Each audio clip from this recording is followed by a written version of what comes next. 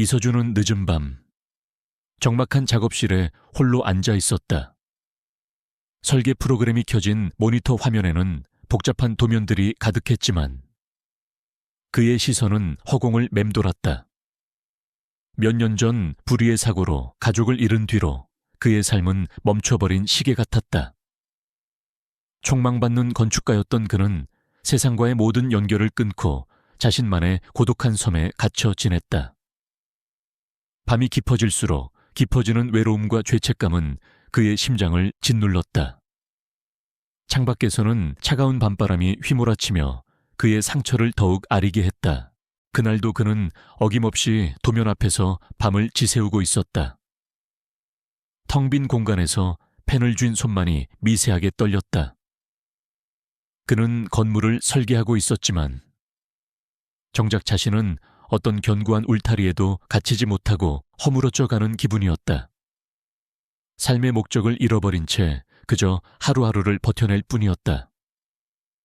그의 머릿속에서는 가족들의 마지막 웃음소리, 그리고 그 비극적인 사고 현장의 잔상이 끊임없이 되감기되었다.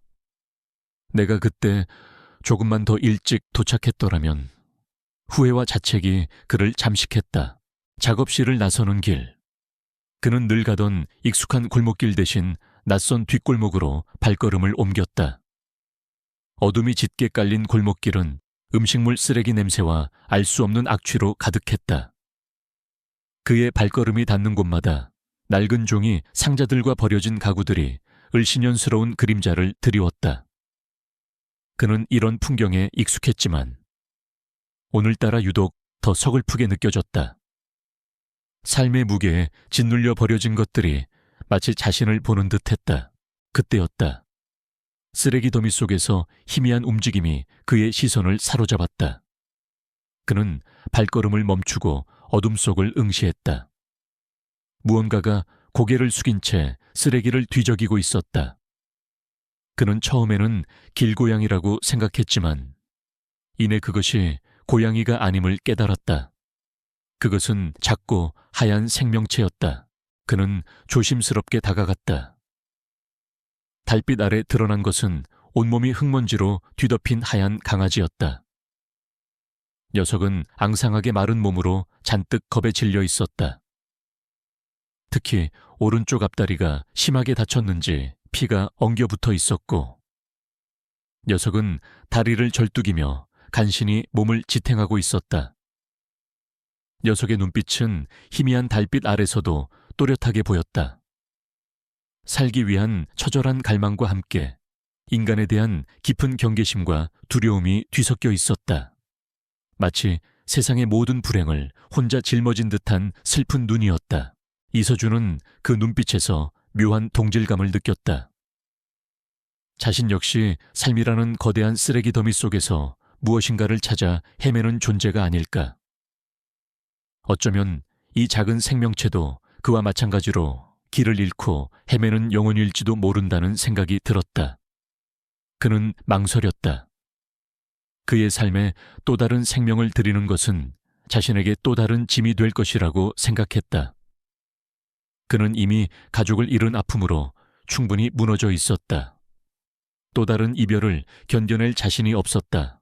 하지만 녀석의 눈빛이 그의 발목을 잡았다. 녀석은 그를 똑바로 응시했다. 도움을 바라는 애처로운 눈빛은 아니었다. 그저 세상의 모든 불행을 체념한 듯한, 하지만 동시에 한 줄기 희망을 갈구하는 듯한 처절한 눈빛이었다. 이서준은 깊은 한숨을 내쉬었다. 그는 도저히 그 눈빛을 외면할 수 없었다. 그의 메마른 마음에 작은 파문이 일었다. 그는 천천히 몸을 굽혀 강아지에게 손을 내밀었다. 괜찮아. 해치지 않아. 그의 목소리는 부드러웠다. 강아지는 움찔하며 뒷걸음질 쳤다. 녀석은 여전히 그를 경계했다. 하지만 이서준은 물러서지 않았다. 그는 인내심을 가지고 천천히 다가갔다. 그리고 조심스럽게 녀석의 몸을 감쌌다. 강아지의 몸은 차갑고 앙상했다. 그의 손에 녀석의 여린 갈비뼈가 느껴졌다. 녀석은 작은 몸으로 떨고 있었다. 이서준은 강아지를 품에 안고 집으로 향했다. 녀석은 그의 품 안에서 처음에는 굳어 있었지만 이내 그의 따뜻한 천에 안심했는지 작은 몸을 기대었다. 그는 집으로 돌아와 녀석의 몸을 깨끗하게 닦아주고 다친 다리를 소독하고 붕대로 감아주었다. 강아지는 순순히 그의 손길을 받아들였다. 녀석의 하얀 털은 흙먼지를 씻어내자 더욱 선명하게 빛났다. 그는 강아지에게 따뜻한 우유와 부드러운 빵 조각을 주었다. 녀석은 허겁지겁 그것들을 먹어치웠다. 그 모습을 보며 이서준의 마음속에는 알 수 없는 온기가 퍼져나갔다. 그는 녀석에게 백구라는 이름을 지어주었다. 단순한 이름이었지만 이서준의 마음을 대변하는 이름이기도 했다. 하얗고 순수한 존재, 백구는 이서준의 옆에 엎드려 잠이 들었다. 녀석의 가녀린 숨소리가 고요한 밤을 채웠다. 이서준은 백구의 작은 몸을 물끄러미 바라보았다. 그는 오랫동안 잊고 지냈던 따뜻한 감정을 느꼈다. 그것은 바로 연결감이었다. 자신과 연결된 또 다른 생명체. 그의 고독한 삶에 백구가 예고 없이 찾아온 것은 운명과도 같았다. 다음 날 아침, 이서준은 백구와 함께 침대에서 일어났다. 백구는 그의 옆에서 꼬리를 흔들며 그를 올려다보았다. 녀석의 눈빛은 어젯밤의 두려움은 사라지고 순수한 애정과 신뢰로 가득 차 있었다. 이서준은 백구의 머리를 쓰다듬었다. 그는 오랫동안 잊고 지냈던 미소를 지었다. 백구는 이서준의 그림자처럼 그의 곁을 따랐다. 그가 작업실에 있을 때면 백구는 그의 발치에 엎드려 조용히 그를 바라보았다. 그가 외출할 때면 녀석은 현관문 앞에서 그를 기다렸다. 백구의 존재는 이서준의 메마른 삶에 활력을 불어넣었다. 그는 다시 산책을 하고 바깥 세상과 소통하기 시작했다. 백구는 그의 삶을 긍정적인 방향으로 이끌었다. 하지만 백구는 때때로 알 수 없는 행동을 보였다. 특히 이서준이 가족들의 사고에 대한 생각을 할 때면 백구는 불안하게 낑낑거리거나 짖으며 특정 방향을 응시했다. 한 번은 이서준이 사고 당시 가족들이 타고 있던 차의 사진을 보다가 한숨을 쉬자 백구는 갑자기 짖으며 그의 손에서 사진을 낚아채갔다. 그리고는 사진을 마루 한쪽 구석에 있는 낡은 액자 밑에 가져다 놓았다. 그 액자 속에는 이서준의 가족 사진이 들어있었다. 백구는 액자 주변을 맴돌며 낑낑거렸다. 마치 그 안에 무언가가 숨겨져 있다는 듯이 이서준은 백구의 행동에 의아함을 느꼈다. 그 액자는 평범한 가족 사진 액자였다. 하지만 백구는 녀석의 콧등으로 액자 밑바닥을 계속 툭툭 건드렸다. 이서준은 백구의 행동이 예사롭지 않음을 직감했다. 그는 액자를 들어 올렸다. 액자 밑바닥에는 테이프로 붙여진 작은 봉투가 있었다. 봉투 안에는 낡은 종이 한 장이 들어 있었다. 종이에는 희미하게 어떤 숫자들이 쓰여 있었다. 그것은 좌표 같기도 하고 어떤 날짜 같기도 했다. 알 수 없는 숫자 배열이었다. 이서준은 종이에 쓰인 숫자를 응시했다. 이것은 무엇을 의미하는 걸까? 그리고 백구는 어떻게 이 봉투의 존재를 알았을까? 백구는 그의 옆에서 꼬리를 흔들며 그를 올려다보았다. 녀석의 눈빛은 모든 것을 알고 있다는 듯 깊고 영롱했다. 이서준은 백구가 단순한 강아지가 아님을 확신했다. 녀석은 마치 그의 가족과 어떤 특별한 연결고리를 가지고 있는 듯했다. 그는 백구가 가져다 준 이 알 수 없는 숫자의 의미를 파헤치기로 결심했다. 그리고 그 과정에서 잃어버렸던 가족 사고의 진실을 마주하게 될 것임을 직감했다. 그의 고독한 삶에 찾아온 백구는 그에게 새로운 시작을 알리는 존재였다. 그 시작은 예상치 못한 진실을 향한 위험한 여정이 될 것임을 이서준은 아직 알지 못했다. 이서준은 백구가 가져다 준 낡은 종이에 적힌 알 수 없는 숫자 배열을 뚫어지라 응시했다. 그것은 마치 오래된 암호문 같기도 하고 어떤 비밀스러운 좌표 같기도 했다. 그의 머릿속은 복잡하게 얽힌 실타래 같았다. 어떻게 이 백구가 이런 것을 가져왔으며 이것이 그의 가족 사고와 어떤 연관이 있을까? 백구는 그의 옆에서 꼬리를 살랑이며 그를 올려다보았다. 녀석의 눈빛은 마치 이게 단서야. 어서 풀어봐 라고 말하는 듯했다. 이서준은 종이에 적힌 숫자를 분석하기 시작했다. 단순한 숫자가 아니었다. 자세히 보니 몇몇 숫자들은 특정 패턴을 이루고 있었고 그 패턴은 마치 악보의 음표 배열 같기도 했다. 그는 어릴 적 배웠던 피아노의 기초 지식을 떠올렸다. 하지만 곧 고개를 저었다. 그의 가족은 음악과는 전혀 관련이 없었다. 이건 분명 다른 의미를 가지고 있을 터였다. 그는 컴퓨터 앞에 앉아 숫자를 이리저리 대입해 보았다.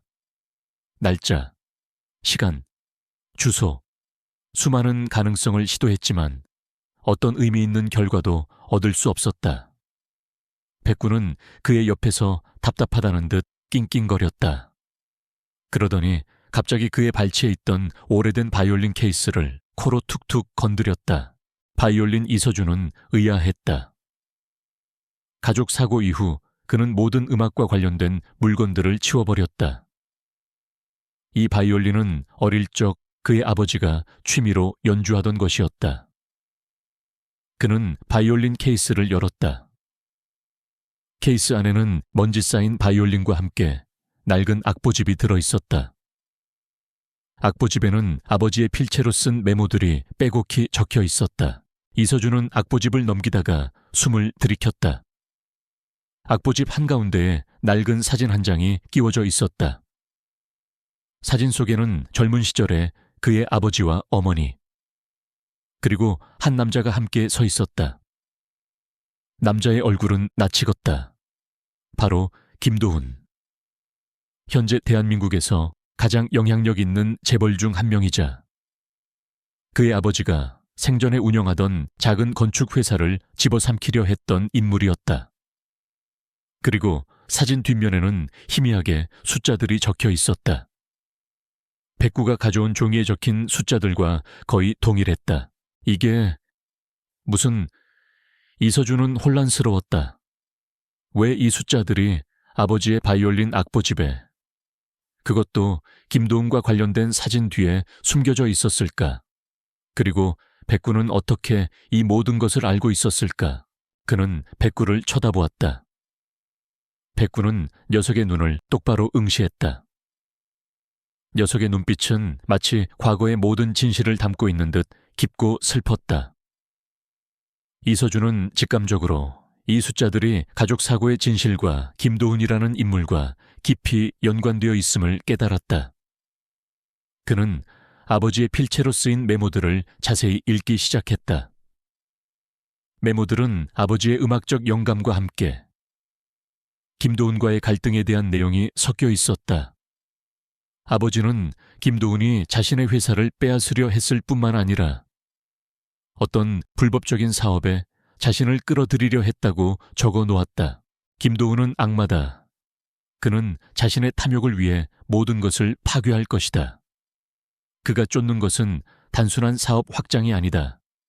그는 어떤 거대한 비밀을 감추고 있다. 나는 그의 실체를 밝혀내려 한다. 그가 나를 막으려 할 것이다. 만약 내가 사라지더라도 이 멜로디는 살아남아 진실을 세상에 알릴 것이다. 아버지의 메모 마지막 구절이 이서준의 심장을 강타했다. 이 멜로디는 살아남아 진실을 세상에 알릴 것이다. 이서준은 종이에 적힌 숫자들이 단순한 숫자가 아니라 악보의 음표를 암호화한 것임을 깨달았다. 아버지가 김도훈의 위협으로부터 진실을 숨기기 위해 악보 형태로 암호를 만들었던 것이다. 그는 바이올린을 꺼내 백구가 가져온 숫자들을 음표로 변환하여 연주해 보았다. 처음에는 어설펐지만 이내 희미한 멜로디가 흘러나왔다. 멜로디는 슬프고 아름다웠지만 어딘가 불안하고 미완성된 느낌이었다. 마치 중요한 부분이 빠진 듯했다. 백구는 멜로디가 연주되는 내내 불안하게 낑낑거렸다. 특히 특정 음표가 연주될 때면 녀석은 더욱 격렬하게 짖으며 이서준의 손을 툭툭 건드렸다. 마치 그 음표가 틀렸다고 말하려는 듯이. 이서준은 백구의 반응을 통해 빠진 음표들을 찾아낼 수 있었다. 녀석은 그에게 완벽한 멜로디를 인도하고 있었다. 완성된 멜로디가 흘러나오자 백구는 눈을 감고 조용히 그 멜로디를 감상하는 듯했다. 멜로디는 그의 아버지가 남긴 곡임이 분명했다. 하지만 여전히 무엇인가 부족했다. 이 곡은 단순한 멜로디가 아니었다. 아버지의 메모처럼 진실을 알릴 멜로디였다. 이서준은 백구가 단순한 강아지가 아님을 더욱 확신했다. 녀석은 마치 아버지의 영혼이 깃들어 있는 듯 그의 음악을 이해하고 심지어 그의 의도까지 알고 있는 듯했다. 그는 백구가 그의 곁에 나타난 것이 가족의 죽음에 대한 진실을 밝히라는 아버지의 마지막 메시지임을 깨달았다. 그는 가족 사고 기록을 다시 찾아보았다. 경찰 기록에는 단순 교통사고, 목격자 없음이라고 명시되어 있었다. 하지만 이서준은 이제 그것이 거짓임을 알았다. 김도훈이 사건을 은폐했을 가능성이 컸다. 그는 김도훈의 행적을 조사하기 시작했다. 김도훈은 그의 아버지가 죽은 후 아버지의 회사를 헐값에 인수하여 자신의 제국을 확장했다. 그의 성공은 아버지의 죽음을 발판 삼아 이루어진 것이었다. 이서준은 김도훈의 최근 활동을 추적했다. 김도훈은 곧 대규모 자선 콘서트를 개최할 예정이었다. 명목상으로는 자선 행사였지만 사실은 자신의 이미지를 세탁하고 대중에게 자신의 힘을 과시하기 위한 자리였다. 이서준은 콘서트 티켓을 구했다. 그는 그곳에서 김도훈을 만나 가족 사고의 진실을 캐내기로 결심했다. 백구는 그의 그림자처럼 그의 뒤를 따랐다. 김도훈의 콘서트가 열릴 공연장 주변은 삼엄한 경비로 둘러싸여 있었다. 수많은 취재진과 유명 인사들이 모여들어 북적거렸다. 이서준은 공연장 뒷문으로 잠입할 계획을 세웠다. 그는 건축가로서 공연장 설계 도면을 미리 입수하여 내부 구조를 완벽하게 파악하고 있었다. 그는 직원으로 위장하여 경비망을 뚫으려 시도했다. 백구는 이서준의 가방 속에 숨어 있었다. 녀석은 불안한 듯 낑낑거렸지만 이서준의 단호한 눈빛을 보고는 이내 조용해졌다. 이서준은 백구에게서 알 수 없는 용기와 확신을 얻었다. 공연장 내부로 잠입한 이서준은 김도훈의 대기실을 찾았다. 대기실 문은 잠겨 있었다. 그는 능숙하게 자물쇠를 풀고 안으로 들어섰다. 대기실은 화려했지만 어딘가 차갑고 권위적인 기운이 감돌았다. 책상 위에는 김도훈의 대외비 서류철이 놓여 있었다. 이서준은 서류철을 집어들었다. 그 안에는 김도훈의 불법적인 사업 거래 내역과 함께 그의 아버지를 살해하도록 지시한 증거들이 담겨 있었다. 그리고 가장 충격적인 것은 그의 가족을 죽인 사고 현장의 사진과 함께 김도훈과 한 남자가 함께 웃고 있는 사진이었다. 그 남자는 바로 이서준이 어릴 적부터 믿고 따랐던 아버지의 친구이자 그들의 가족 변호를 맡았던 박정태 변호사였다. 박정태 변호사님, 이서준은 충격에 휩싸였다. 그는 가장 믿었던 사람의 배신에 몸이 떨렸다. 모든 것이 김도훈의 거대한 음모였고 박정태 변호사는 그 음모의 공범이었던 것이다. 그리고 이 모든 진실을 밝혀줄 마지막 퍼즐 조각은 바로 그가 연주했던 아버지의 멜로디에 숨겨져 있음을 직감했다. 그때 대기실 문이 갑자기 열리고 김도훈이 나타났다. 그의 얼굴에는 음흉한 미소가 걸려 있었다. 오랜만이군. 이서준, 네가 여기까지 찾아올 줄은 몰랐는데. 이서준은 김도훈을 노려보았다. 그의 손에는 김도훈의 서류철이 쥐어져 있었다. 우리 가족을 죽인 게 당신이었어. 그리고 박정태 변호사님은 당신의 공범이었고. 그의 목소리는 분노로 떨렸다. 김도훈은 비웃듯이 말했다. 이제야 알았나? 늦었어. 내 아비는 쓸데없는 정의감에 불타 내 사업을 방해하려 했지. 그래서 제거했을 뿐이야. 박정태는 그저 내게 돈을 받고 움직이는 꼭두각시일 뿐이고. 그는 손짓하여 뒤에 서 있던 건장한 경호원들을 불렀다. 이서준은 뒤로 물러섰다. 그는 혼자서 그들을 모두 상대할 수 없음을 알고 있었다. 하지만 그는 도망치지 않았다. 그는 이제 모든 진실을 알았고 가족의 복수를 해야만 했다. 백구는 그의 가방 속에서 불안하게 낑낑거렸다. 이서준은 백구에게 마지막 남은 희망을 걸었다. 그는 이 싸움에서 반드시 승리해야만 했다. 김도훈의 대기실은 순식간에 차가운 정막에 휩싸였다. 이서준은 그의 손에 든 서류철을 꽉 쥐었다. 그 안에는 가족의 비극을 계획한 김도훈의 추악한 진실, 그리고 믿었던 박정태 변호사의 배신이 담겨 있었다. 분노와 배신감, 그리고 이루 말할 수 없는 슬픔이 그의 심장을 옥죄어왔다. 김도훈은 비웃듯이 이서준을 비웃으며 손짓으로 경호원들에게 그를 제압할 것을 명령했다. 박정태 변호사님, 어떻게 이럴 수가 있어요? 이서준은 떨리는 목소리로 중얼거렸다. 그의 눈에는 이글거리는 분노와 함께 한때 깊이 신뢰했던 인물에 대한 실망감이 교차했다. 어리석긴, 세상은 돈으로 움직이는 법이야. 내 아비는 그걸 몰랐지. 너무나 순진했어. 정의, 진실, 그런 건 배고픈 자들의 넋두리에 불과해. 김도훈은 조롱하듯이 말했다. 그의 얼굴에는 거만함과 함께 잔혹한 미소가 걸려 있었다. 경호원들, 저 아이를 당장 끌어내. 그리고 그 손에 들린 서류철은 회수해. 건장한 경호원 2명이 이서준에게 달려들었다. 이서준은 재빨리 몸을 날려 그들의 공격을 피했다. 그는 건축가였지만 어릴 적 아버지에게 배운 호신술과 태권도 실력은 녹슬지 않았다. 그는 민첩하게 움직이며 대기실 안의 의자와 테이블을 이용해 경호원들의 움직임을 방해했다. 그의 눈은 김도훈의 움직임을 주시하고 있었다. 그는 김도훈을 직접 제압해야만 이 모든 악몽을 끝낼 수 있음을 직감했다. 그는 가방 속에 숨어있던 백구를 떠올렸다. 백구는 그의 유일한 동반자이자 가족의 마지막 선물이었다. 그는 가방의 지퍼를 살짝 열어 백구에게 신호를 보냈다. 백구는 이서준의 의도를 알아차렸는지 조용히 가방 밖으로 기어나왔다.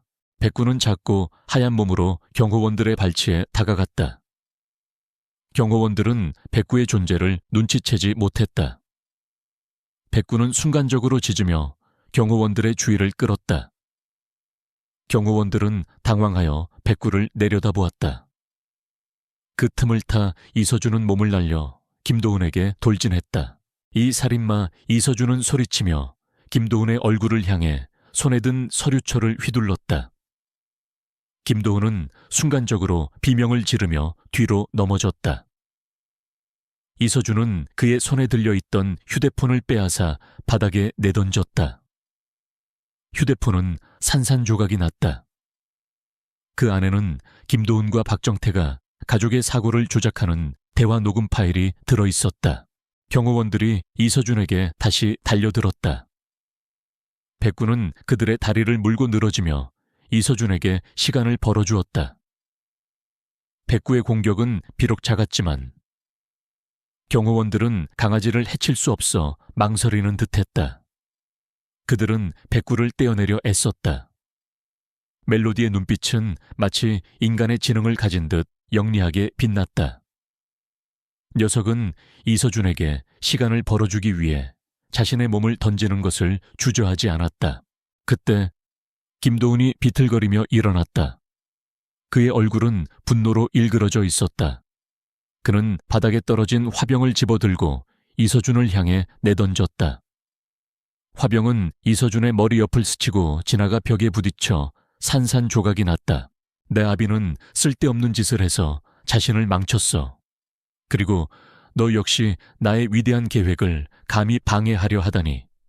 김도훈은 광기 어린 눈빛으로 소리쳤다. 그의 발작적인 외침은 대기실을 가득 채웠다.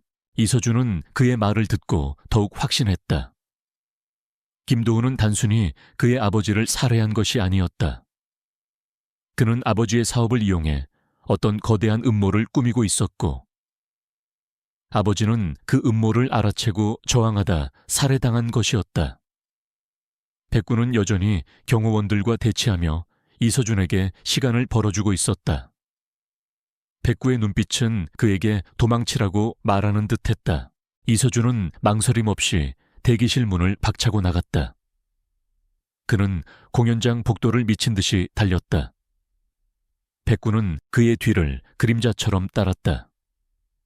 복도는 복잡하게 얽혀 있었고 곳곳에서 사람들의 웅성거리는 소리가 들려왔다.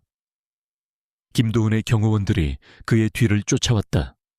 잡아놓치지 마. 이서준은 비상구 계단으로 향했다. 계단을 뛰어내려가자 그는 공연장 지하 주차장으로 연결되는 문을 발견했다. 그는 문을 열고 주차장으로 뛰어들었다. 주차장은 어둡고 차들로 가득 차 있었다. 그는 차들 사이를 이리저리 뛰어다니며 경호원들의 시야에서 벗어나려 애썼다. 백구는 그의 발치에서 잽싸게 움직이며 그를 따랐다. 주차장 한쪽 구석에서 그는 낡은 트럭 한 대를 발견했다. 트럭 뒤편에는 온갖 잡동사니들이 실려 있었다. 이서준은 트럭 뒤편에 몸을 숨겼다. 백구도 그의 품에 안겨 숨을 죽였다. 경호원들의 발소리가 점점 가까워졌다. 그들은 트럭 주변을 샅샅이 뒤졌다. 어디로 사라진 거지? 분명 이 근처인데 한 경호원이 짜증 섞인 목소리로 말했다. 포기하지 마. 김도훈 사장님의 명령이야. 반드시 잡아서 그 서류철을 회수해야 해. 다른 경호원이 외쳤다. 이서준은 숨을 죽이며 그들의 대화를 들었다. 김도훈이 서류철에 집착하는 것은 단순히 그의 범죄를 은폐하기 위함이 아니었다. 서류철 속에는 김도훈의 거대한 음모를 밝혀낼 결정적인 단서가 담겨 있을 것이었다. 경호원들이 잠시 멀어진 틈을 타 이서준은 백구와 함께 트럭에서 빠져나왔다. 그는 주차장 출구로 향했다. 출구 문을 열고 밖으로 나서자 그의 눈앞에는 밤거리가 펼쳐져 있었다. 그는 백구를 품에 안고 인파 속으로 사라졌다. 이서준은 안전한 곳에 도착하자마자 김도훈의 서류철을 다시 살펴보았다. 서류철 안에는 김도훈이 진행하던 비밀 프로젝트에 대한 내용이 담겨 있었다. 프로젝트 아르테미스. 이 프로젝트는 고대의 신비한 유물을 이용하여 인간의 뇌파를 조종하고 기억을 삭제하거나 주입하는 기술을 개발하는 것이었다. 그의 아버지는 이 프로젝트의 실체를 알고 이를 막으려다 살해당한 것이었다. 그리고 그 유물의 행방이 바로 백구가 가져온 악보의 멜로디에 숨겨져 있을 것임을 직감했다. 그는 택시를 잡아타고 악보의 멜로디가 가리키는 장소, 낡은 폐교로 향했다. 폐교는 도시 외곽의 인적이 드문 곳에 위치해 있었다. 밤이 깊어지자 건물 주변은 더욱 음산하게 느껴졌다. 폐교는 낡고 허름했으며 곳곳에 깨진 유리창과 녹슨 철문이 을씨년스러운 분위기를 더했다. 이서준은 조심스럽게 폐교 안으로 들어섰다. 백구는 그의 발치에서 낑낑거리며 그의 뒤를 따랐다. 폐교 안은 어둡고 먼지가 가득했다. 낡은 책상들과 의자들이 여기저기 흩어져 있었고 퀴퀴한 곰팡이 냄새가 코를 찔렀다. 이서준은 휴대폰 불빛에 의지해 폐교 내부를 살폈다. 그는 악보의 멜로디를 흥얼거렸다. 멜로디는 특정 장소를 가리키는 듯했다. 그는 폐교의 구석구석을 뒤졌다. 낡은 피아노, 부서진 교구들. 그는 멜로디의 음계를 따라 폐교의 지하로 통하는 비밀 통로를 발견했다. 통로는 낡은 책장 뒤에 숨겨져 있었다. 통로 안으로 들어서자 이서준은 더욱 놀랄 수밖에 없었다. 통로는 지하로 이어져 있었고 그 끝에는 작은 방이 나타났다. 방 안은 생각보다 깨끗하게 정돈되어 있었다. 방 한가운데에는 낡은 피아노 한 대가 놓여 있었고 벽면에는 그의 아버지의 사진과 악보들이 빼곡히 붙어 있었다. 그리고 피아노 위에는 먼지 쌓인 악보 한 뭉치가 놓여 있었다. 그것은 아버지의 마지막 교향곡 진실의 멜로디의 나머지 부분임이 분명했다. 악보의 마지막 페이지에는 아버지의 필체로 쓴 마지막 메시지가 있었다.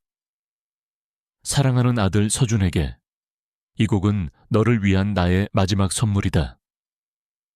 이 곡 속에 숨겨진 힘을 깨닫고 세상을 밝혀주렴. 너는 나의 희망이자 이 세상의 희망이야. 김도훈과 그의 악행을 막아줘. 그때 갑자기 방 안에 불이 켜졌다. 이서준은 깜짝 놀라 뒤를 돌아보았다. 방 입구에 김도훈이 서 있었다. 그의 얼굴에는 섬뜩한 미소가 걸려 있었고 그의 뒤에는 수많은 경호원들이 서 있었다. 드디어 찾았군. 나의 완벽한 아르테미스 유물과 마지막 멜로디를. 김도훈은 비릿한 미소를 지으며 이서준에게 다가왔다. 그의 손에는 총이 들려 있었다. 네가 감히 이곳까지 찾아올 줄이야. 하지만 결국 여기까지다. 나 아비가 숨겨놓은 이 마지막 멜로디는 이제 내 것이 될 거야. 그리고 너는 네 아비처럼 영원히 사라질 것이다. 이서준은 백구를 품에 안았다. 백구는 그의 품에서 불안하게 낑낑거렸다. 이서준은 아버지의 악보를 꽉 쥐었다. 그는 김도훈에게 이 악보를 빼앗길 수 없었다. 이 악보에는 아버지의 마지막 메시지, 그리고 세상을 바꿀 힘이 담겨 있었다. 그는 절체절명의 위기에 처했지만 그의 눈빛은 흔들림 없었다. 그는 아버지의 유지를 이어받아 이 싸움에서 반드시 승리해야만 했다. 낡은 폐교 지하에 숨겨진 비밀스러운 방. 그곳은 이제 이서준과 김도훈의 최후의 결전지가 되었다. 김도훈의 섬뜩한 미소와 그의 뒤에 도열한 경호원들의 모습은 이서준을 절체절명의 위기로 몰아넣었다. 그러나 그의 눈빛은 흔들림 없었다. 그는 백구를 품에 꼭 안은 채 아버지의 마지막 악보를 꽉 쥐었다. 이 악보는 단순한 종이가 아니었다.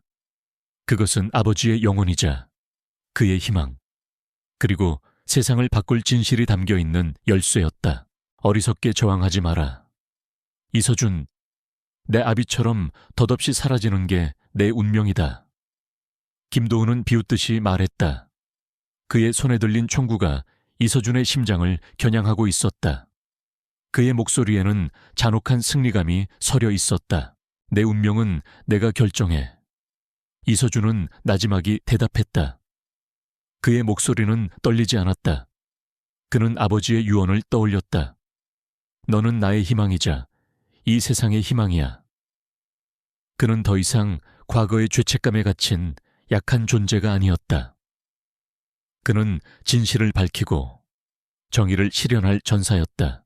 그는 김도훈에게 총을 겨누려는 경호원들을 향해 몸을 날렸다.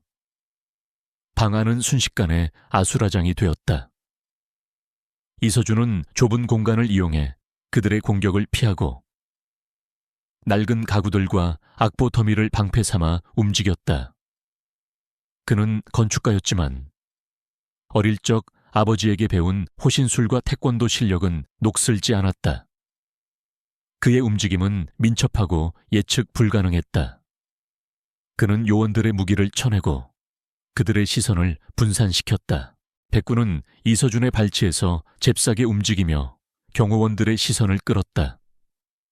녀석은 짖으며 그들의 다리를 물고 늘어졌다. 경호원들은 작고 하얀 강아지의 예상치 못한 공격에 당황했다.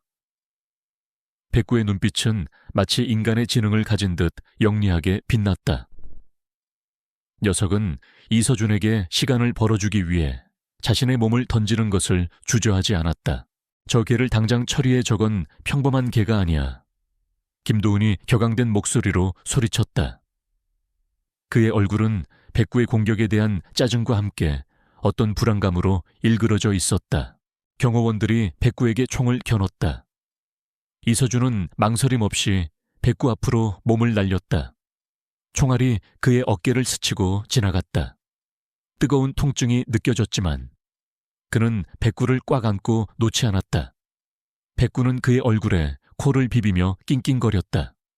마치 자신 때문에 이서준이 다친 것을 미안해 하는 듯이. 백구의 눈빛은 슬픔과 함께 그를 향한 깊은 애정을 담고 있었다. 그때 이서준의 손에 들려있던 아버지의 마지막 악보에서 희미한 빛이 뿜어져 나오기 시작했다. 빛은 점점 강렬해지며 방 안을 환하게 밝혔다. 빛 속에서 백구의 몸에서도 같은 빛이 발산되기 시작했다. 백구의 하얀 털은 푸른빛으로 물들었고 녀석의 눈빛은 더욱 깊고 영롱하게 빛났다. 김도훈과 경호원들은 갑작스러운 빛과 백구의 변화에 당황하여 뒷걸음질 쳤다. 그들은 알 수 없는 공포를 느끼는 듯했다. 빛 속에서 이서준은 아버지의 목소리를 듣는 듯했다. 서준아, 두려워하지 마. 너는 강해. 백구가 너와 함께할 거야. 빛이 최고조에 달하자 백구는 이서준의 품에서 뛰쳐나와 김도훈을 향해 맹렬하게 돌진했다. 백구의 몸은 작은 빛의 구체처럼 보였다. 녀석은 김도훈에게 달려들어 그의 다리를 물고 늘어졌다. 김도훈은 비명을 질렀다. 백구의 작은 몸에서는 상상할 수 없는 힘이 뿜어져 나왔다.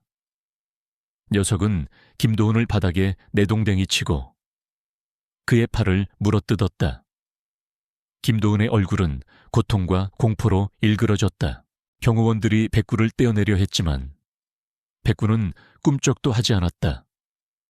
녀석의 눈빛은 광기에 가까울 정도로 이글거렸다. 마치 아버지의 영혼이 백구에게 깃들어 김도훈에게 복수하려는 듯했다.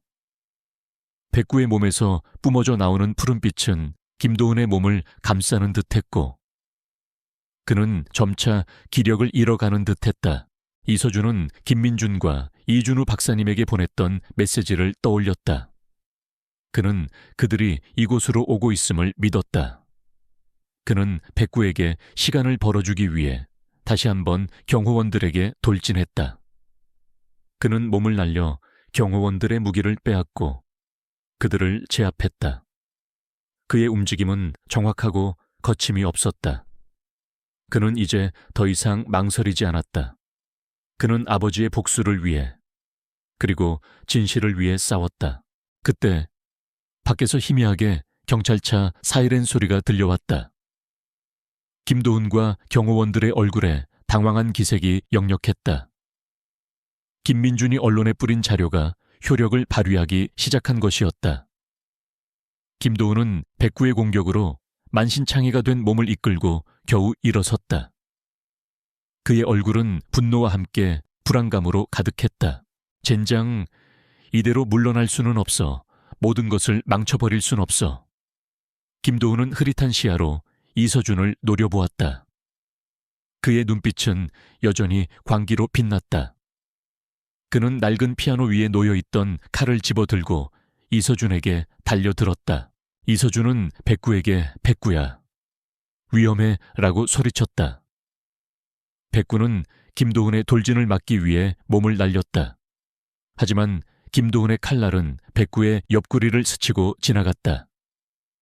백구는 고통스러운 비명을 지르며 바닥에 쓰러졌다.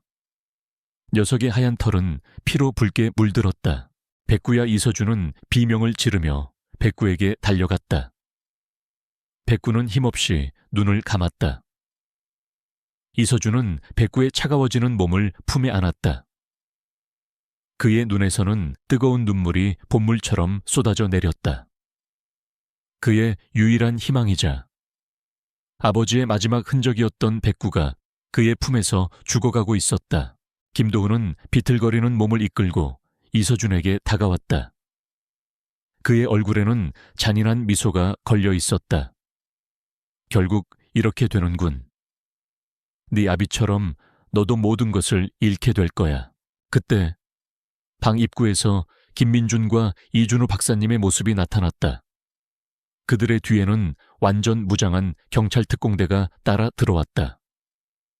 김민준은 이서준과 백구의 모습을 보고 비명을 질렀다. 서준아, 백구야. 경찰 특공대가 김도훈과 경호원들을 향해 총을 겨눴다. 김도훈은 궁지에 몰렸다는 것을 직감했다. 그는 마지막 발악을 하려는 듯 이서준에게 달려들었다. 그의 눈빛은 광기와 절망으로 가득했다. 난 여기서 죽을 수 없어. 이 아르테미스 유물은 내 것이야. 김도훈은 절규했다. 그러나 백구의 마지막 힘이 그에게서 모든 것을 앗아간 듯 그의 몸은 휘청거렸고 결국 그는 경찰 특공대의 총구 앞에서 맥없이 쓰러졌다. 그의 몸에서 힘이 빠져나가자 그의 얼굴에 깃들었던 광기도 점차 사라졌다. 그는 그저 나약하고 초라한 인간에 불과했다. 경찰들이 김도훈과 남은 경호원들을 체포했다. 이준우 박사님은 이서준에게 다가와 백구의 상태를 살폈다. 그의 얼굴에는 깊은 슬픔이 드리워져 있었다. 백구, 그는 너희 아버지가 너를 지키기 위해 모든 것을 바친 것이야. 이서준은 백구의 차가운 몸을 아는 채 흐느꼈다. 그는 백구의 죽음이 아버지의 마지막 희생이자 그를 위한 마지막 선물임을 깨달았다. 백구는 아버지의 영혼을 담고 있었고 그 영혼은 김도훈의 악행을 완전히 끝내기 위해 스스로를 희생한 것이었다. 김민준은 이서준의 어깨를 감싸 안았다. 서준아, 백구는 너를 지켰어. 아버지도 분명 그렇게 바랐을 거야. 이서준은 눈을 감았다. 그의 가슴은 찢어질 듯 아팠지만 동시에 어떤 평화가 찾아왔다. 그는 백구의 희생으로 아버지의 복수를 이루었고 진실을 세상에 알렸다. 아버지의 마지막 멜로디는 이제 더 이상 숨겨진 비밀이 아니었다. 그것은 세상에 울려 퍼질 희망의 교향곡이었다. 그는 백구의 마지막 온기를 느끼며 조용히 속삭였다. 고마워. 백구야. 고마워. 아버지, 경찰들이 프로젝트 아르테미스 기지, 즉 이 비밀스러운 지하 실험실을 봉쇄하기 시작했다. 이준우 박사님은 이곳에서 발견된 아버지의 악보들과 김도훈의 연구 자료들을 경찰에 넘겼다. 아르테미스 유물을 통해 인간의 의식을 조종하려 했던 김도훈의 거대한 음모는 이제 세상에 낱낱이 공개될 것이었다. 이 모든 악행은 백구와 이서준의 용기 있는 행동으로 인해 비로소 종지부를 찍게 되었다. 이서준의 눈물은 이제 슬픔뿐만 아니라 모든 것을 이겨낸 승리의 눈물이었다. 낡은 폐교 지하 실험실은 이제 수많은 경찰과 과학수사대 요원들로 북적였다. 이서준은 백구의 차가운 몸을 품에 안은 채 김민준의 부축을 받으며 밖으로 나왔다. 새벽의 찬 공기가 그의 뺨을 스쳤지만 그는 아무것도 느낄 수 없었다. 오직 백구의 싸늘한 천만이 그의 심장을 얼어붙게 했다. 이준우 박사님은 침통한 표정으로 백구의 몸을 감쌌다. 녀석의 희생은 그들에게 엄청난 충격이자 동시에 김도훈의 만행을 완전히 끝낼 수 있었던 결정적인 순간이었다. 구급대원들이 이서준에게 다가와 상처를 치료하려 했지만 이서준은 고개를 저었다. 그는 백구를 놓을 수 없었다. 백구는 그에게 단순한 강아지가 아니었다. 백구는 그의 아버지 한민준의 마지막 유산이자 그를 진실로 이끈 등대였으며 사랑하는 가족의 화신이었다. 날이 밝아오자 세상은 프로젝트 아르테미스와 김도훈의 악행으로 발칵 뒤집혔다. 김민준이 언론에 뿌린 자료들과 이준우 박사님이 아르테미스 기지에서 확보한 증거들은 김도훈의 모든 죄를 명명백백히 드러냈다. 김도훈은 고대의 신비한 유물 아르테미스를 이용해 인간의 뇌파를 조종하고 기억을 조작하며 심지어 특정 주파수의 음악으로 사람들의 감정을 통제하려 했던 것이다. 그의 목적은 궁극적으로 세상을 지배하는 것이었다. 경찰은 김도훈을 병원에서 체포했다. 그의 몸은 백구의 공격으로 만신창이가 되었지만 그의 눈빛은 여전히 광기로 번뜩였다. 그는 자신의 죄를 부인하며 나는 인류의 새로운 시대를 열었을 뿐이다. 너희는 아무것도 몰라 라고 절규했다. 하지만 그의 외침은 공허한 메아리일 뿐이었다. 수많은 증거들과 피해자들의 증언이 그의 목을 조여왔다. 그의 조직원들 또한 속속 검거되어 프로젝트 아르테미스는 완전히 종식되었다. 며칠 후 이서준은 모든 상처를 치유하고 병원을 나섰다. 그는 이제 더 이상 과거의 그림자에 갇힌 약한 존재가 아니었다. 그는 자신의 본명인 이서준을 되찾았다. 그의 기억은 이준우 박사님이 제공한 해독제와 아버지의 마지막 멜로디, 그리고 백구의 희생을 통해 완전히 회복되었다. 어린 시절에 행복했던 기억부터 가족의 비극적인 죽음, 그리고 백구를 통해 아버지의 메시지를 깨닫기까지 모든 순간이 선명하게 떠올랐다. 이서준은 김민준, 이준우 박사님과 함께 진실과 희망재단을 설립했다. 재단은 프로젝트 아르테미스와 같은 숨겨진 음모로 인해 고통받는 사람들을 돕고 사회의 어두운 이면을 파헤치는 데 앞장섰다. 이서준은 자신의 경험을 바탕으로 강연을 하고 피해자들을 위로했다. 그의 이야기는 많은 사람들에게 큰 울림을 주었고 재단은 빠르게 성장했다. 김민준은 재단의 운영을 맡아 실질적인 지원을 제공했고 이준우 박사님은 음악의 긍정적인 힘을 연구하며 아르테미스 프로젝트의 잔재들을 완전히 제거하는 데 힘썼다. 어느 맑은 날 이서준은 김민준, 이준우 박사님과 함께 백구가 마지막 순간을 보냈던 폐교 근처 숲을 다시 찾았다. 그들은 백구를 위한 작은 기념비를 세웠다. 기념비에는 백구의 이름과 함께 진정한 수호자, 영원한 영웅이라는 문구가 새겨져 있었다. 백구의 희생은 그들에게 영원히 잊히지 않는 교훈이자 사랑하는 가족의 증표였다. 기념비 앞에 선 이서준은 백구와의 첫 만남을 떠올렸다. 쓰레기 더미 속에서 떨고 있던 작은 생명체, 그리고 그 작은 입에 물려있던 신비한 악보 조각. 그것은 단순한 우연이 아니었다. 그것은 아버지 한민준이 그에게 보낸 마지막 메시지였고 그의 삶을 영원히 바꿔놓을 운명의 시작이었다. 그는 백구의 온기를 다시 한번 느끼고 싶다는 듯 기념비를 어루만졌다. 백구는 이제 물리적으로 존재하지 않지만 그 영혼은 언제나 이서준의 곁을 지키고 있음을 그는 알고 있었다. 이준우 박사님은 백구의 기념비 앞에서 조용히 눈물을 흘렸다. 백구, 그는 너의 아버지가 너를 지키기 위해 모든 것을 바친 것이야. 그의 목소리에는 깊은 존경과 슬픔이 섞여 있었다. 김민준은 이서준의 어깨를 감싸 안았다. 백구는 영원히 우리 마음속에 살아있을 거야. 그리고 아버지도 너를 자랑스러워할 거야. 이서준은 고개를 끄덕였다. 그는 이제 더 이상 슬픔에 잠겨있지 않았다. 백구와 아버지의 희생은 그에게 새로운 사명을 안겨주었다. 그는 자신의 삶을 통해 그들의 정신을 이어갈 것이었다. 시간이 흘러 진실과 희망재단은 사회에 큰 영향력을 행사하는 단체로 성장했다. 이서준은 재단의 대표로서 수많은 강연과 봉사활동을 이어갔다. 그의 이야기는 절망 속에 빠진 사람들에게 희망을 주었고 숨겨진 진실을 밝히는데 큰 용기가 되었다. 그는 바이올린을 다시 잡았다. 아버지의 마지막 교향곡 진실의 멜로디를 완성하고 자신만의 새로운 멜로디를 창작하며 세상을 위로했다.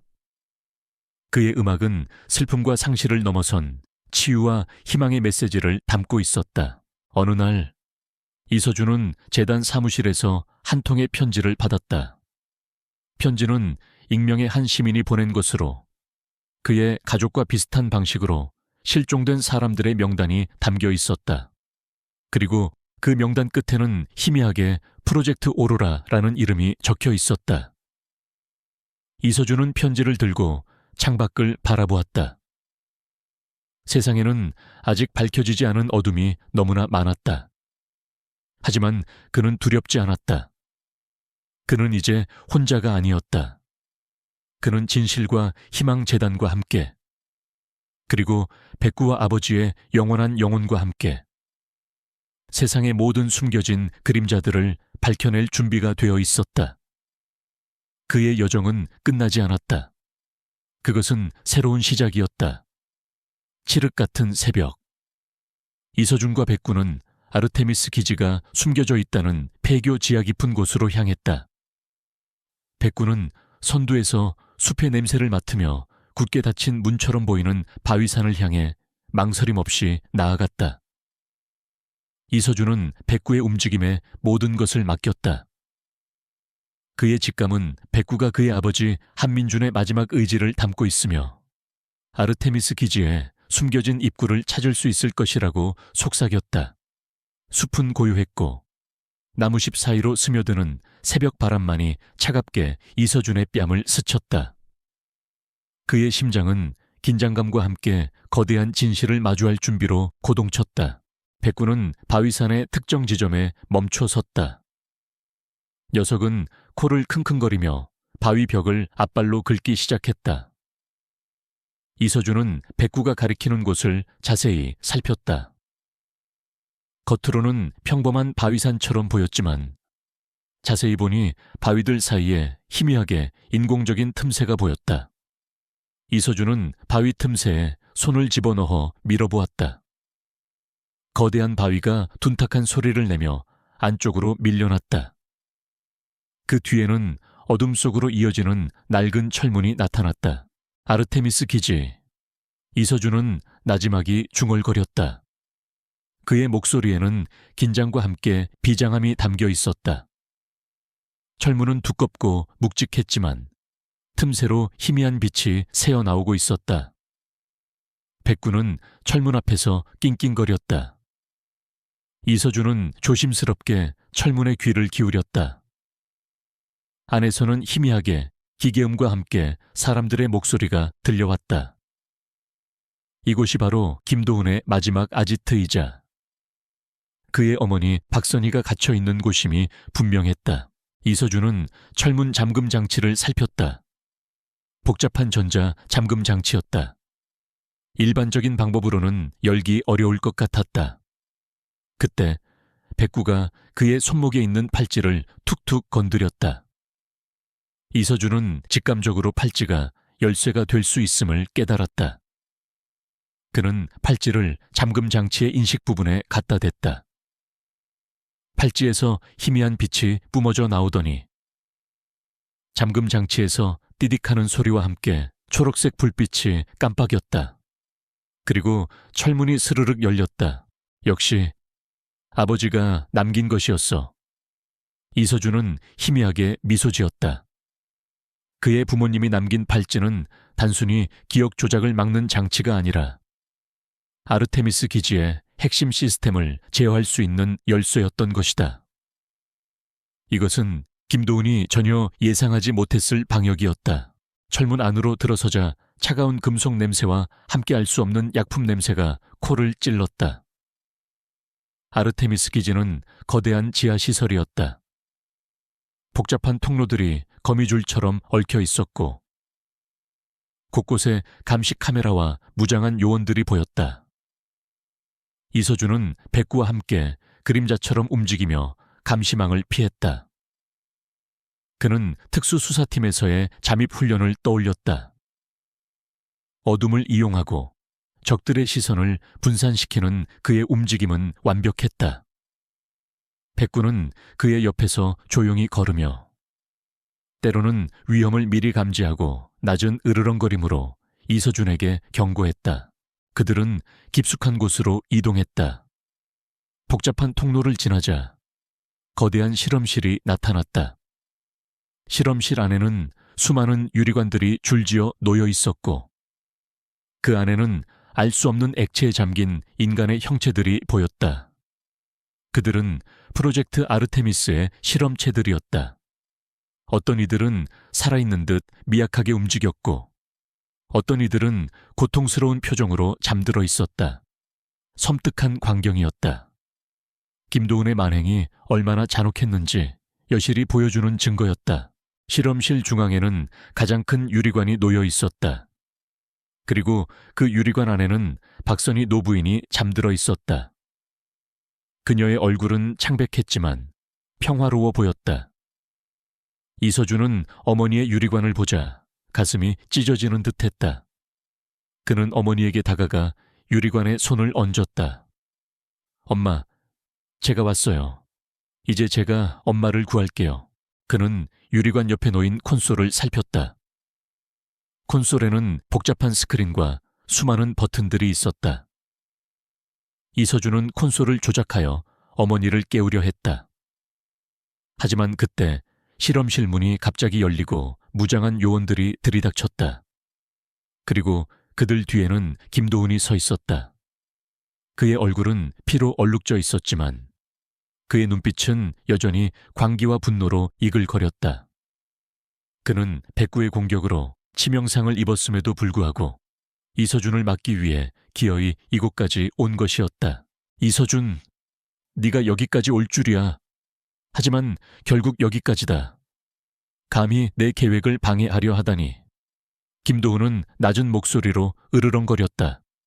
내 어미와 함께 여기서 썩어버려라. 그는 요원들에게 명령했다. 둘 다 제거해. 그리고 박선희는 절대로 건드리지 마라.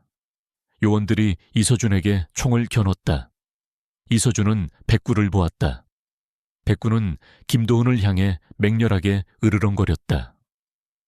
녀석의 몸에서는 다시 희미한 푸른빛이 뿜어져 나오기 시작했다. 이서준은 망설이지 않았다.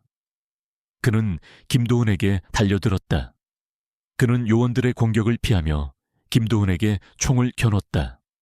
총성이 울리고 김도훈은 어깨에 총을 맞고 휘청거렸다.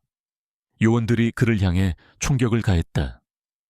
이서준은 실험실 안의 장비들과 유리관들을 이용해 몸을 숨기며 방역했다. 그의 움직임은 이전보다 더욱 민첩하고 예측 불가능했다. 백구는 그의 옆에서 그림자처럼 움직이며 요원들의 시선을 분산시켰다. 녀석은 요원들에게 달려들어 그들의 다리를 물고 그들의 무기를 쳐냈다. 백구의 초자연적인 힘은 요원들을 당황하게 만들었다. 전투는 치열했다. 실험실 안은 총성과 폭발음으로 아수라장이 되었다. 이서준은 요원들의 공격을 막아내며 어머니의 유리관 쪽으로 이동하려 했다. 하지만 김도훈은 그를 가만두지 않았다. 그는 쓰러져 있는 몸을 이끌고 이서준에게 달려들었다. 그의 손에는 섬광탄이 들려 있었다. 김도훈은 섬광탄을 던졌고 실험실 안은 순식간에 눈부신 빛으로 가득 찼다. 이서준은 눈을 감고 몸을 웅크렸다. 시야가 흐려진 틈을 타 요원들이 그에게 달려들었다. 그는 절체절명의 위기에 처했다. 그때 백구가 맹렬하게 울부짖으며 그의 앞으로 뛰어들었다. 백구의 몸에서 푸른빛이 더욱 강렬하게 뿜어져 나왔다.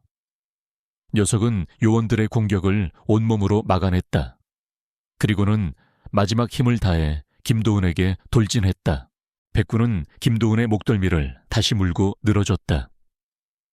김도훈은 고통스러운 비명을 질렀다. 백구의 몸은 푸른빛으로 빛나며 김도은의 모든 힘을 빨아들이는 듯했다. 김도은은 점차 기력을 잃고 쓰러졌다. 그의 얼굴은 죽음의 그림자로 덮여 있었다. 백구는 김도은의 목덜미를 놓지 않았다. 녀석은 마치 그를 완전히 소멸시키려는 듯했다. 이서준은 눈을 뜨고 이 광경을 지켜보았다. 백구의 몸에서 뿜어져 나오던 푸른빛이 김도은의 몸으로 흡수되는 듯했다. 그리고 김도은의 몸이 서서히 사라지기 시작했다. 마치 존재 자체가 지워지는 것처럼. 이서준은 충격에 휩싸였다. 백구는 김도은의 죄를 완전히 소멸시키고 그의 존재 자체를 없애려 했던 것이다. 김도은의 몸이 완전히 사라지자 백구의 몸에서 뿜어져 나오던 푸른빛도 서서히 희미해졌다. 백구는 이서준에게 다가와 그의 품에 안겼다. 녀석의 몸은 차갑게 식어 있었다. 백구는 마지막 힘을 다해 이서준의 손을 핥았다. 녀석의 눈빛은 따뜻했지만 점차 흐려졌다. 이서준은 백구를 꽉 끌어안았다. 백구야, 안 돼. 그의 눈에서는 뜨거운 눈물이 본물처럼 쏟아져 내렸다. 백구는 그의 품에서 마지막 숨을 거두었다. 백구의 죽음은 이서준에게 또 다른 상실이었다. 하지만 그는 슬픔 속에서도 새로운 희망을 보았다. 백구는 자신의 아버지의 영혼을 담고 있었고 김도은의 악행을 완전히 끝내기 위해 자신을 희생했다. 백구의 희생 덕분에 김도은의 조직은 혼란에 빠졌고 남아있던 요원들은 더 이상 이서준을 막을 수 없었다. 그들은 김도은의 시신이 사라진 것을 보고 공포에 질려 도망쳤다. 이서준은 백구의 차가운 몸을 아는 채 어머니의 유리관으로 향했다. 그는 콘솔을 조작하여 어머니를 깨웠다. 박선희 노부인은 서서히 눈을 떴다. 그녀는 혼란스러운 표정으로 주변을 둘러보았다. 그리고 이서준을 보자 그녀의 눈빛이 흔들렸다. 서준아, 내 아들 서준이니? 네, 엄마, 제가 서준이에요. 이제 제가 엄마를 구하러 왔어요. 이서준은 어머니를 품에 안았다. 오랫동안 잊고 지냈던 어머니의 처는 그에게 큰 위안이 되었다. 그때 아르테미스 기지 밖에서 헬리콥터 소리가 들려왔다. 김민준과 이준우 박사님이 경찰 병력을 이끌고 도착한 것이었다. 그들은 아르테미스 기지에 숨겨진 입구를 발견하고 안으로 들어섰다. 김민준은 이서준과 박선희 노부인을 보고 안도의 한숨을 내쉬었다. 서준아 무사했구나. 박사님도 무사하십니다. 김민준은 달려와 그들을 부축했다. 이서준은 백구의 시신을 김민준에게 건넸다. 민준아, 백구가 우릴 구했어. 그의 목소리는 슬픔에 잠겨 있었다. 이준우 박사님은 백구의 시신을 보고 눈물을 흘렸다. 백구, 그는 진정한 영웅이었어. 너의 아버지가 너를 지키기 위해 모든 것을 바친 것이야. 이서준은 백구의 시신을 안은 채 아르테미스 기지를 나섰다. 밖에는 날이 밝아오고 있었다. 희미한 새벽빛이 숲을 감싸 안았다. 그는 김도은의 만행을 끝냈고 어머니를 구했다. 하지만 백구를 잃었다. 그의 마음은 슬픔과 함께 어떤 평온함을 느꼈다. 백구는 그에게 가족의 사랑과 진정한 용기를 가르쳐 주었다. 그는 이제 더 이상 과거의 그림자에 갇힌 약한 존재가 아니었다. 그는 진정한 이서준이었다.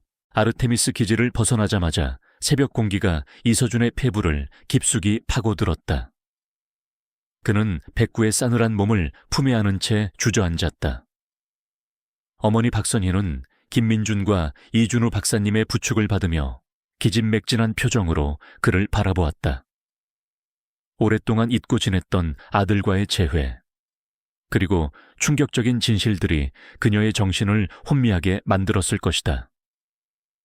이서준의 눈에서는 여전히 뜨거운 눈물이 흘러내렸다. 백구의 희생은 그에게 너무나도 큰 슬픔이었다. 하지만 그 슬픔 속에서도 그는 강인함을 잃지 않았다. 백구는 자신을 희생하여 김도훈의 악행을 완전히 끝냈고 그에게 새로운 삶을 선물했다.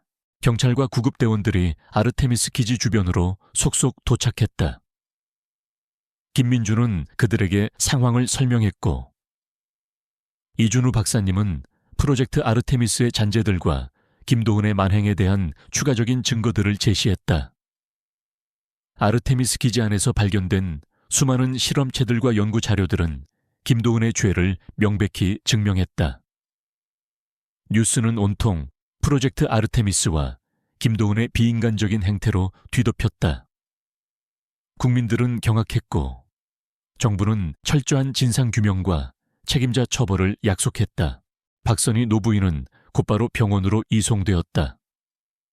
오랜 시간 실험체로 갇혀 있었던 그녀의 몸은 약해져 있었지만 정신은 빠르게 회복되고 있었다. 이서준은 매일 병원을 찾아 어머니의 곁을 지켰다. 어머니는 흐릿한 기억 속에서 아들 이서준을 알아보고는 그의 손을 꼭 잡았다. 서준아, 엄마가 미안해. 널 지키지 못해서 그동안 얼마나 힘들었을까. 박선희는 눈물을 흘리며 이서준의 머리를 쓰다듬었다. 아니에요, 엄마. 엄마는 저를 지켜주셨어요. 이 팔찌도 백구도 모두 엄마와 아버지가 저에게 남겨준 희망이었어요. 이서준은 어머니의 손을 잡고 미소 지었다. 그는 어머니에게 백구의 희생과 아버지의 영혼이 백구에게 깃들어 있었던 이야기를 들려주었다. 박선희는 눈물을 흘리며 백구의 이야기를 들었다. 우리 민준이가 서준이를 지키기 위해 며칠 후 김도훈은 병원에서 경찰에게 정식으로 체포되었다. 그의 몸은 백구의 공격으로 치명상을 입었지만 그의 광기는 여전했다. 그는 자신의 죄를 인정하지 않았고 여전히 권력을 향한 집착을 놓지 않았다. 하지만 이미 모든 증거가 그의 목을 죄고 있었고 그의 잔당들 또한 속속 검거되었다. 프로젝트 아르테미스는 완전히 종식되었고 그를 둘러싼 모든 음모는 세상에 낱낱이 공개되었다. 시간이 흘러 이서준은 모든 상처를 치유하고 다시 세상으로 나왔다. 그는 경찰직을 그만두고 김민준과 이준우 박사님과 함께 진실과 희망재단을 설립했다. 이 재단은 프로젝트 아르테미스와 같은 숨겨진 진실로 인해 고통받는 사람들을 돕고 사회의 어두운 이면을 파헤치는 데 앞장섰다. 이서준은 자신의 경험을 바탕으로 강연을 하고 피해자들을 위로했다. 그의 이야기는 많은 사람들에게 큰 울림을 주었고 재단은 빠르게 성장했다.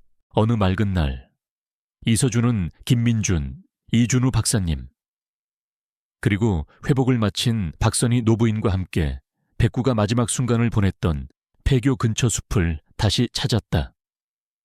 그들은 백구를 위한 작은 기념비를 세웠다. 기념비에는 백구의 이름과 함께 진정한 수호자, 영원한 영웅이라는 문구가 새겨져 있었다. 백구의 희생은 그들에게 영원히 잊히지 않는 교훈이자 사랑하는 가족의 증표였다. 박선희 노부인은 백구의 기념비 앞에서 조용히 눈물을 흘렸다. 그녀의 손에는 이서준의 손이 꽉 잡혀 있었다. 서준아, 엄마는 널 믿는다.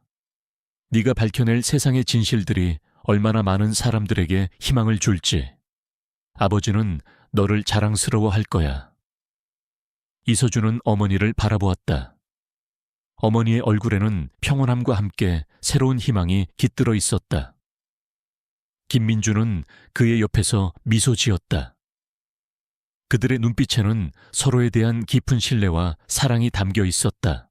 이서준은 이제 더 이상 과거의 그림자에 갇히지 않았다. 그는 이서준 그 자체였다. 그는 자신의 이름처럼 미래를 향해 나아갔다.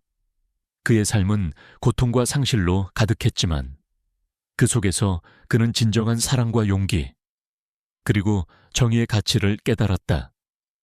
그는 백구와 아버지의 희생을 잊지 않고 그들이 지키려 했던 세상의 진실을 계속해서 밝혀나갈 것이다. 어느 날 이서준은 재단 사무실에서 한 통의 편지를 받았다. 편지는 익명의 한 시민이 보낸 것으로 그의 가족과 비슷한 방식으로 실종된 사람들의 명단이 담겨 있었다. 그리고 그 명단 끝에는 희미하게 프로젝트 오로라라는 이름이 적혀 있었다. 이서준은 편지를 들고 창밖을 바라보았다. 세상에는 아직 밝혀지지 않은 어둠이 너무나 많았다. 하지만 그는 두렵지 않았다. 그는 이제 혼자가 아니었다. 그는 진실과 희망 재단과 함께, 그리고 백구와 아버지의 영원한 영혼과 함께 세상의 모든 숨겨진 그림자들을 밝혀낼 준비가 되어 있었다. 그의 여정은 끝나지 않았다. 그것은 새로운 시작이었다.